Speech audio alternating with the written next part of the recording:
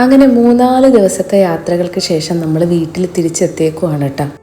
പിറ്റേ ദിവസം വൈകുന്നേരമാണ് ആസിമിന് കുറച്ച് പഴമൊക്കെ വാട്ടി കൊടുത്തതാണ് കേട്ടോ. അപ്പോൾ കോഴിക്കോട് നിന്ന് ഉമ്മാക്ക് വേണ്ടിയ വാങ്ങിയൊരു സംഭവമാണ് കേട്ടോ. ഇത് ഭയങ്കര യൂസ്ഫുള്ളായിട്ട് തോന്നി. ലാസ്റ്റ് വരുന്ന പൊടി കാര്യങ്ങളൊന്നും പുറത്ത് വീഴാതെ അതിൻ്റെ അകത്ത് തന്നെ നമുക്ക് കളക്ട് ചെയ്യാൻ വേണ്ടിയിട്ട് പറ്റൂ കേട്ടോ. എവിടെയെങ്കിലും യാത്ര കഴിഞ്ഞ് വന്നിട്ടുണ്ടെങ്കിൽ അടുത്ത പരിപാടി അലക്കുക എന്നുള്ളതാണ് കേട്ടോ. വാഷിംഗ് മെഷീൻ എന്തായാലും നിൽക്കാതെ വർക്ക് ചെയ്യുന്നുണ്ട്. അപ്പോൾ വൈകുന്നേരത്തേക്ക് ചീസി ഓംലേറ്റും പഴവും അതേപോലെ ചക്കയുടെയൊക്കെ ആയിരുന്നു കേട്ടോ. കൂർക്ക നന്നായിട്ട് കഴുകിയെടുത്ത് ഒന്ന് കുക്കറിലിട്ട് വിസിലടുപ്പിച്ചതാണ് കേട്ടോ. വേവിച്ച കൂർക്കയാണെങ്കിൽ നമുക്ക് പെട്ടെന്ന് തൊലി കളഞ്ഞെടുക്കാൻ വേണ്ടിയിട്ട് പറ്റും. അപ്പോൾ രാത്രിയിലത്തേക്ക് ഫുഡ് ഉണ്ടാക്കൽ പരിപാടികളിലാണ്.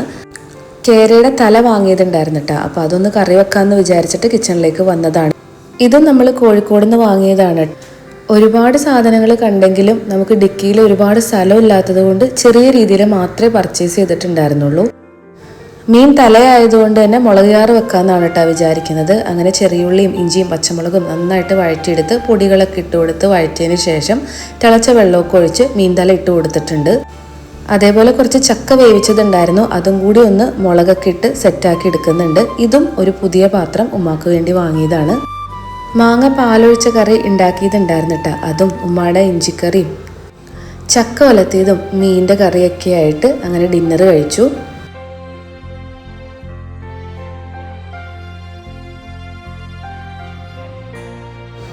അപ്പോൾ ഇന്ന് അത്രയൊക്കെ ഉള്ളൂ. നാളെ കാണാം.